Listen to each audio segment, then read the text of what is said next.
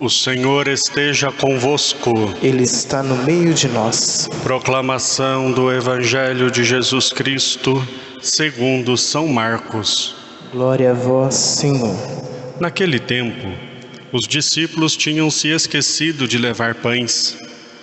Tinham consigo na barca apenas um pão. Então Jesus os advertiu: prestai atenção e tomai cuidado com o fermento dos fariseus e com o fermento de Herodes. Os discípulos diziam entre si: é porque não temos pão. Mas Jesus percebeu e perguntou-lhes: por que discutis sobre a falta de pão? Ainda não entendeis e nem compreendeis? Vós tendes o coração endurecido? Tendo olhos, vós não vedes, e tendo ouvidos, não ouvis? Não vos lembrais de quando reparti 5 pães para 5.000 pessoas? Quantos cestos vós recolhestes cheios de pedaço? Eles responderam: 12. Jesus perguntou: e quando reparti 7 pães com 4.000 pessoas, quantos cestos vós recolhestes cheios de pedaço? Eles responderam: 7. Jesus disse: e vós ainda não compreendeis? Palavra da salvação. Glória a vós, Senhor.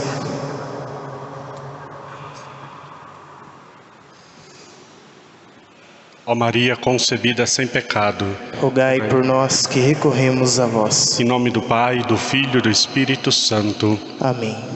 Queridos irmãos e irmãs, o Evangelho de hoje, Jesus, com seus discípulos na barca, começa a ensinar-lhes a respeito das intenções distorcidas dos fariseus e de Herodes. Começa a dizer a eles que os fariseus e Herodes têm más intenções, são movidos por más intenções. E eles começam a achar que Jesus está falando do pão. Eles não tinham levado o pão, tinham essa preocupação, tinham esquecido de levar o pão, levaram apenas um. E aí quando Jesus começa a ensinar sobre coisas da vida espiritual, começa a ensinar a respeito daquilo que deve ser a motivação da vida deles, eles ainda estão preocupados lá com o pão. Ele deve estar falando do pão. E Jesus então começa a lembrá-los de que o pão não é a maior preocupação, né? Vocês já se esqueceram de quando faltou pão? Eu multipliquei 2 vezes os pães, dei de comer a milhares de pessoas com um punhadinho de pão. Imagina, né? Se Jesus deu de comer a 5.000 pessoas, a 4.000 pessoas em outra ocasião com pouquinhos pães, imagina os 12 com um pão, né? Daria uma fartura imensa. Mas aqui a grande questão que Jesus pergunta 2 vezes para eles: vocês não compreendem? Vocês não compreendem, né? Meio que chateado. Vocês não estão compreendendo que eu não estou falando do pão desta vida, do alimento, da comida, que não é o mais importante? Eu estou falando das motivações que levam vocês a fazer o que vocês têm que fazer. Cuidado com o fermento dos fariseus, cuidado com o fermento de Herodes, né? Depois Jesus vai dizer: vocês são o sal da terra, a luz do mundo, o fermento da massa, ou seja, aquilo que faz diferença no mundo. Uma quantidade pequena de fermento que faz uma diferença na massa toda. Uma pequena quantidade de cristãos que faz diferença no mundo todo. Mas aqui então Jesus falando desse fermento mal dos fariseus, um pouco de maldade no coração pode estragar toda a vivência. Os fariseus eram o povo escolhido, os fariseus fazia parte do povo de Deus, mas as más intenções com que faziam as coisas estragavam todo o preceito. Eles até viviam os preceitos e viviam ao pé da letra, mas com as intenções erradas, com as motivações erradas. E ali então tudo acaba se perdendo, porque acabavam colocando a lei acima da vida, a lei acima da misericórdia, a lei acima do ser humano. E essa era a grande crítica de Jesus. Tem uma outra passagem, depois Jesus vai dizer: vocês têm que fazer tudo o que eles dizem para fazer, porque eles interpretam a lei, mas não façam o que eles fazem. O que nós podemos aprender com essa passagem?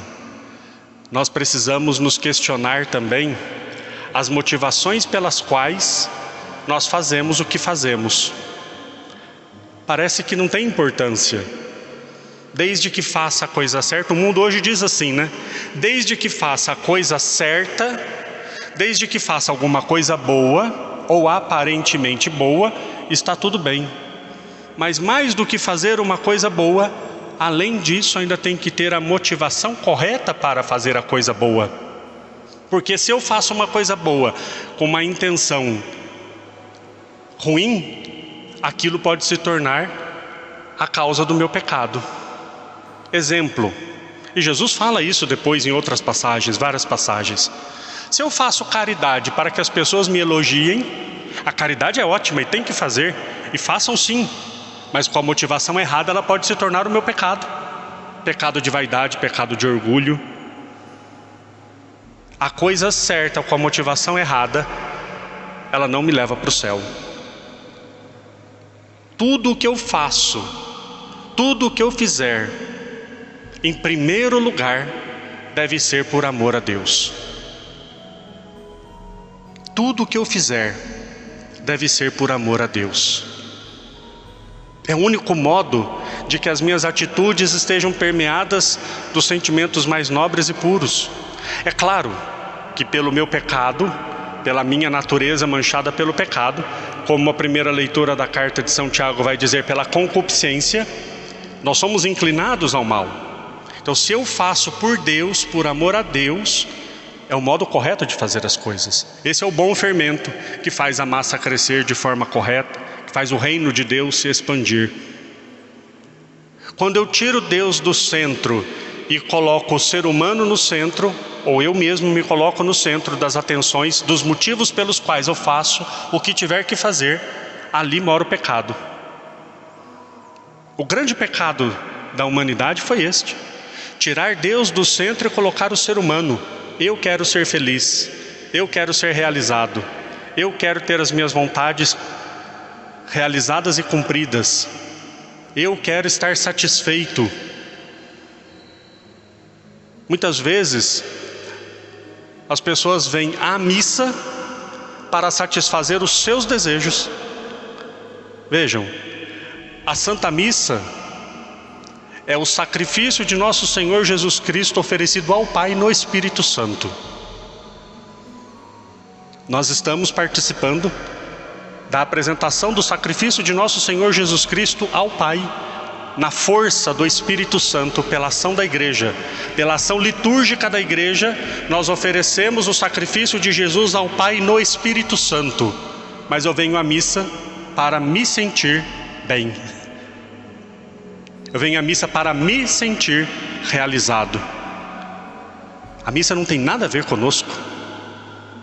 Não tem nada a ver conosco.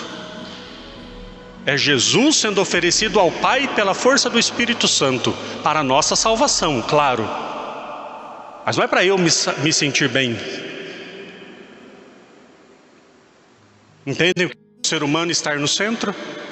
Ai, me senti tão leve com aquela missa. Ai, me senti tão bem. Eu imagino Nossa Senhora, a missa é o sacrifício de Jesus, né? A missa é o sacrifício de nosso Senhor. Quando nós estamos na missa é como se nós estivéssemos no Calvário, oferecendo o sacrifício de Jesus ao Pai. Imagina Nossa Senhora, depois de ver seu filho morrer na cruz, descendo do Calvário, conversando com Maria Madalena. Ai, estou me sentindo tão leve, tão bem, foi bonito, né? Estranho, né?